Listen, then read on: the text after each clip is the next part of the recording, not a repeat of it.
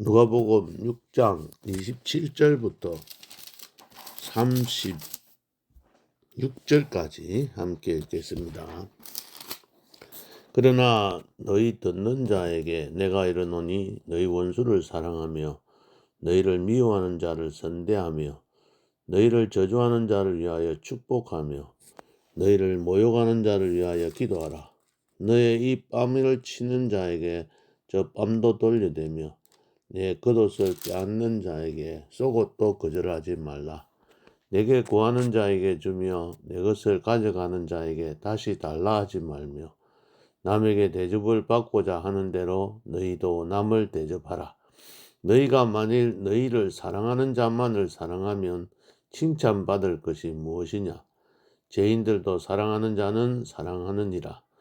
너희가 만일 선대하는 자만을 선대하면 칭찬받을 것이 무엇이냐? 죄인들도 이렇게 하느니라. 너희가 받기를 바라고 사람들에게 구워주면 칭찬받을 것이 무엇이냐? 죄인들도 그만큼 받고자 하여 죄인에게 구워주느니라. 오직 너희는 원수를 사랑하고 선대하며 아무것도 바라지 말고 구워주라.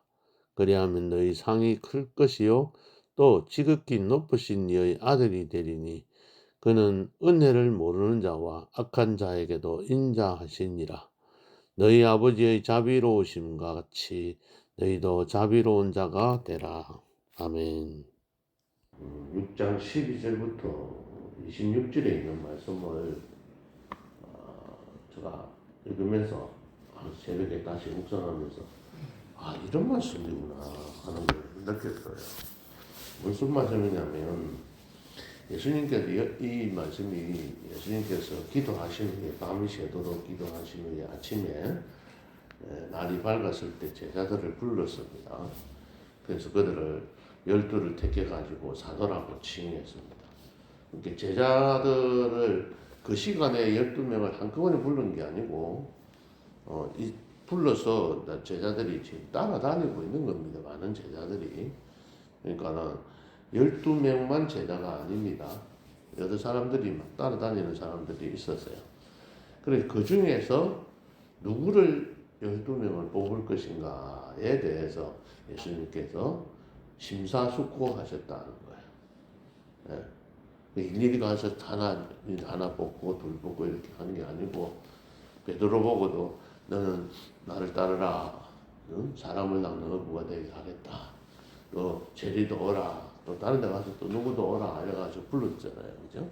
여러 사람들이 또 자기가 자진해서 따라온 사람들도 있었다. 부르지 않았다. 주변에 여러 사람들이 몇십 명이 있었을 거예요. 그죠? 그 중에서 12명을 뽑았다. 12명을 부르사 택하여 그것을 12명을 택해서 제자들을 오라 해놔놓고 그 13절을 그렇게 해석을 하셔. 날이 밝아가지고 내려와가지고 제자들을 불렀어요. 오너라 해가 그 중에서 12명을 뽑았다.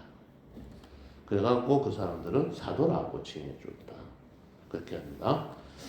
그리고 20절부터 이 말씀을 잘 생각하세요. 누구에게 이야기했다 그랬죠?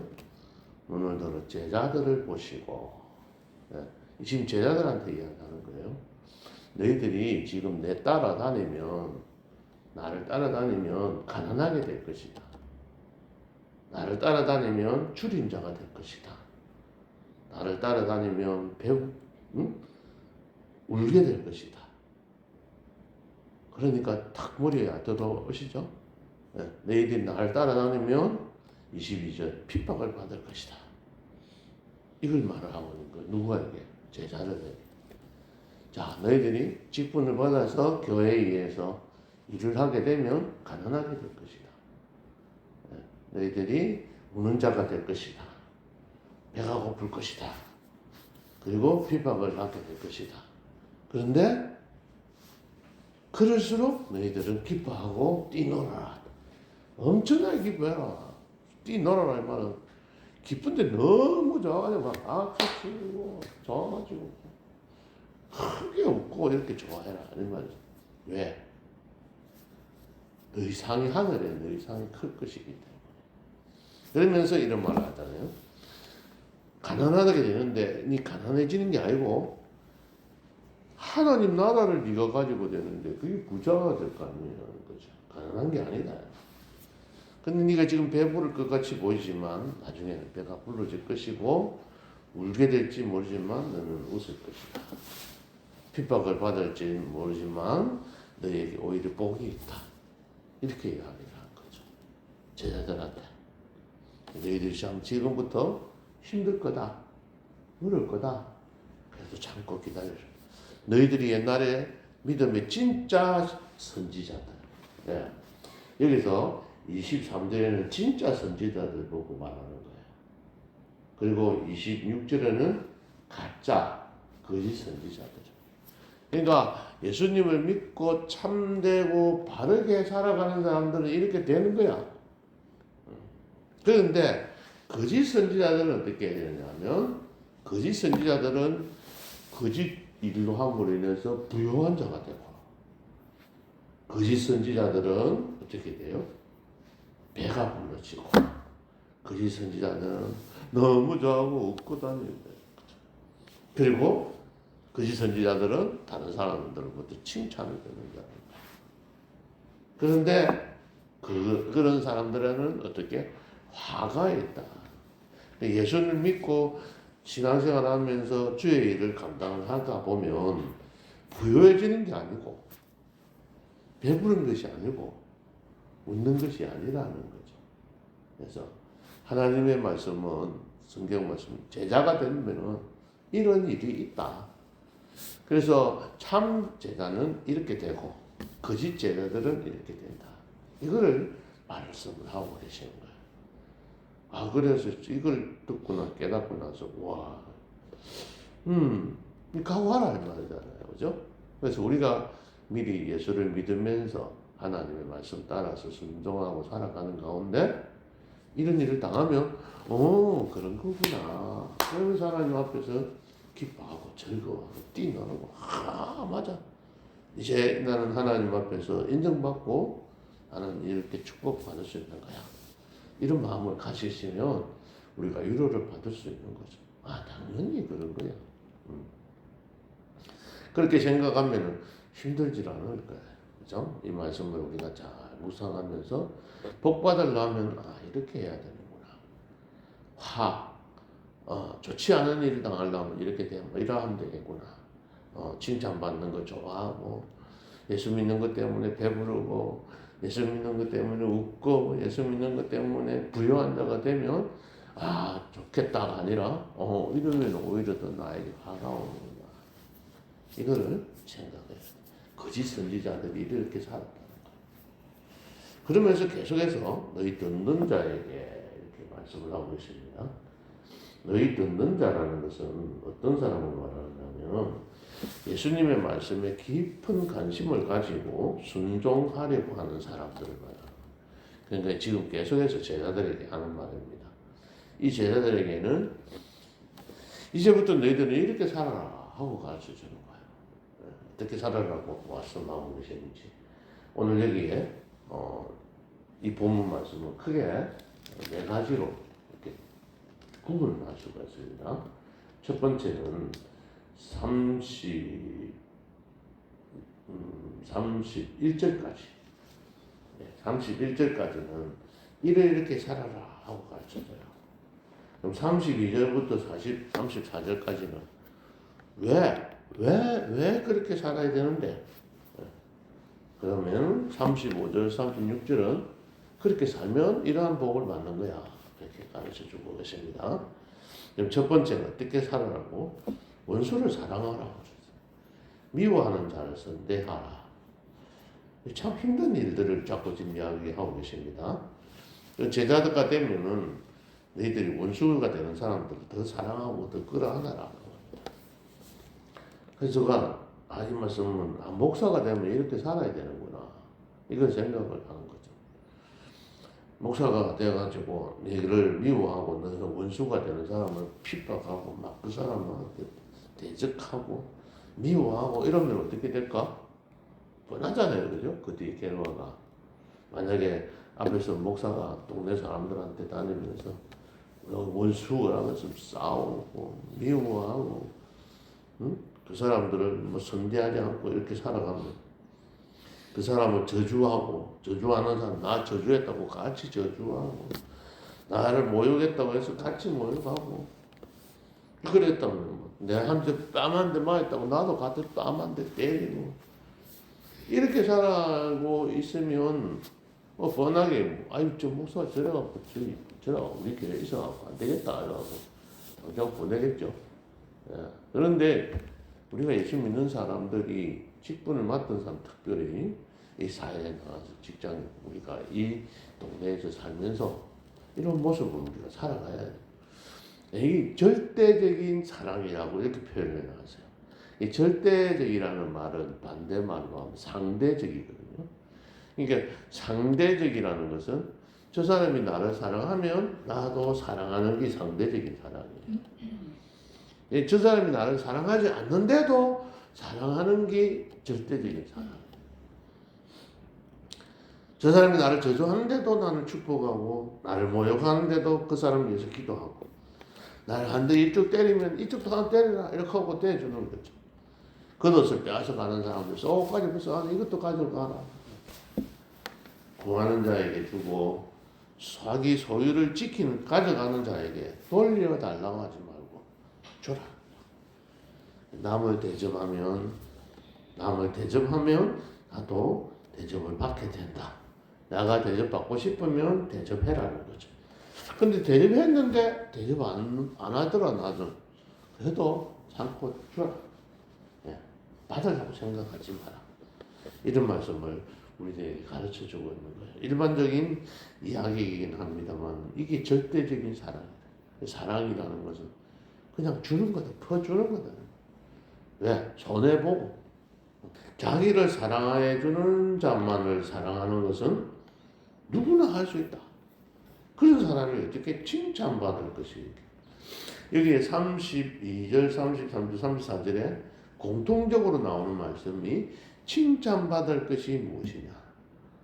33절에도 칭찬받을 것이 무엇이냐. 35절에도 4절에도 칭찬받을 것이 무엇이냐. 나와요. 지금 세 번 반복이 됩니다. 그리고 또 죄인들도 이렇게 하느니라. 죄인들도 할 줄 안다. 그러니까 너희들은 예수 믿는 사람이고 너희들은 나의 제자잖아. 그러니까 다른 사람들하고는 다르게 살아가야 된다는 거죠. 자기를 사랑해 주는 것만 사랑하는 사람은 누구나 할 수 있는 일이고 자기를 선대해 주는 자를 선대하는 것은 누구나 할 수 있는 일이고 받기를 바라고 사람에게 구워주는 것은 누구나 하는 일이기 때문에 그거 해놓고 칭찬받으려고 하지 마라.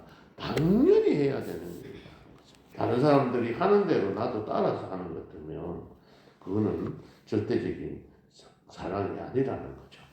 이렇게 사랑을 실천하는 사람들에게는 어떻게 해주는가. 35절에 말씀을 하고 계시는데 원수를 사랑하고 어떤 걸 하라고요? 첫 번째 원수 사랑하고 선대하고 세 번째는 아무것도 바라지 말고 구워주라. 그건 구워주는 게 아니에요. 빌려주는 건 이자가 아니, 이자 받으려고 주는 게 아니라는 거죠. 그냥 주라. 그럼 다시 그것을 대받으려고 생각도 하지 말고 주라 하는 거예요. 네, 이렇게 주면 어떻게 하나님께서 복을 주시느냐. 그리하면 하나님께서 너희들에게 주실 사랑이 크다. 너희들이 이 땅에서 다시 그걸 받으면 그 사람들로부터 너희들이 다 받았으니까 하나님 앞에 가서 받을 게 없다. 그리고 두 번째 결정적인 거는 어떻게 해요? 그렇게 한 사람들에게 지극히 높으신 이의 아들이 되는 축복을 주시는 거예요. 이게 가장 큰 축복인 겁니다. 우리가 어떻게 이 땅에서 살아가는 이유가 하나님의 아들이 되는 것이죠. 그래서 예수님과 같은 동격에 예수님은 친자고 비유를 그렇게 내가 말씀을 드리잖아요. 친자고 양자. 우리는 양자예요. 친자와 양자를 하나님께서는 동등하게 취급을 해주시는 거예요. 얼마나 감사하고 복된 거예요. 똑같은 국가 왕국의 임금님이 자기 아들을 하고 데리고 양자하고 똑같이 취급을 해준다 그러면 그야말로 그보다 더 좋은 것이 없지 않습니까? 그래서 그렇게 우리는 전국 시민이 되는 것을 생각하고 늘 하나님 앞에 더욱더 감사하며 살아가야 할 겁니다. 그것을 바라보고 살아가는 사람들입니다. 그러면서 35절에 이런 말씀, 마지막에 이런 말씀을 하고 계십니다. 그는 은혜를 모르는 자와 악한 자에게도 인자하시니라. 하나님은 은혜를 모르는 자에게도 악한 자에게도 동일하게 우리에게도 똑같이 인자하십니다. 네, 예수 안 믿기 때문에 뭐 내버려두고 너 마음대로 살아라. 벌주는 이야기 똑같은 인자를 베푸시기 때문에 너희들도 아버지의 자비로우심과 같이 너희도 자비로운 자가 되라. 그러니까 하나님이 그렇게 하시는 거예요. 우리가 모든 사람에게 똑같이 나누어 주는 겁니다. 이런 예를 들어서 죄송합니다만은 목사에게 성도들이 어떻게 하든지 간에 목사는 똑같이 선대해야 되는 것이지, 어떤 사람은 목사에게 잘하니까 내가 더 잘하고 목사에게 못하니까 이 사람은 안 하고 이렇게 하면 그 목사가 아니잖아요. 그죠? 그래서 하나님께서 하시듯이 우리는 나에게 좋은 사람이든 좋지 않은 사람이든 어찌든지 똑같이 선대해야 된다. 그렇게 하면 어떻게 해야 돼? 주라. 그래 하면 너희가 풍성히 받는 축복을 받게 되고 헤아림으로 너희도 헤아림을 받게 될 것이다. 그렇게 말씀을 하고 계십니다. 원수도 사랑하고, 오늘 이 말씀 똑같이 살아간다면 칭찬받을 것이 무엇이 있느냐? 똑같은데. 그러니까는 그걸 해놔놓고 내가 칭찬받을 생각하지 마라. 왜냐하면 남들처럼 우리도 받은 걸 받고 또 주고 받고 다 끝나버려. 계산이 끝났다. 그러니까 네가 계산돼갖고 손해본 거는 내가 갚아줄게. 이게 하나님의 논리인 거죠. 그래서 네가 주고 나서 받았으면 계산이 다 됐잖아. 근데 네가 주고 난 뒤에 니네 손해를 봤어. 계산을 해보니까. 그럼 그거는 하나님이 갚아준다는 거죠. 그럴 때 우리 자신들은 더욱더 기쁨으로 더 섬기면서 주님 앞에 더 가까이 나아갈 수 있을 겁니다. 하나님께서 요구하시는 절대적인 선, 상대적으로 하는 것이 절대 아니고 절대적인 선을 실천해야 그게 제자들의 삶을 살아가는 것이다. 가르쳐주고 계십니다. 원래 우리 표가 그 중에 제일은 사랑이라. 근데 그 사랑이 이렇게 크게 성화되어 가고 있습니다. 그런 삶을 우리가 잘 안 되지만 이런 삶을 살도록 우리가 오늘도 기도하고 또 하나님 앞에서 성령의 도우심을 구하면서 오늘 하루도 살아가시기 바랍니다. 하나님 아버지 감사합니다. 제자들을 부르시고 어떤 것이 복된 삶이고 어떤 것이 화를 부르는 삶인지를 가르치신 후에 절대적인 선을 제자들에게 가르쳐 주셨습니다.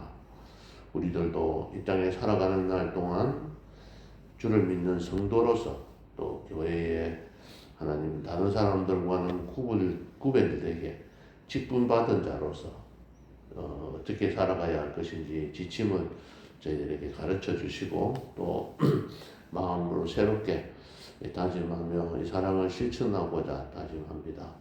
오늘 하루가 이러한 복된 날이 되도록 우리 성령 하나님 도와주시옵소서.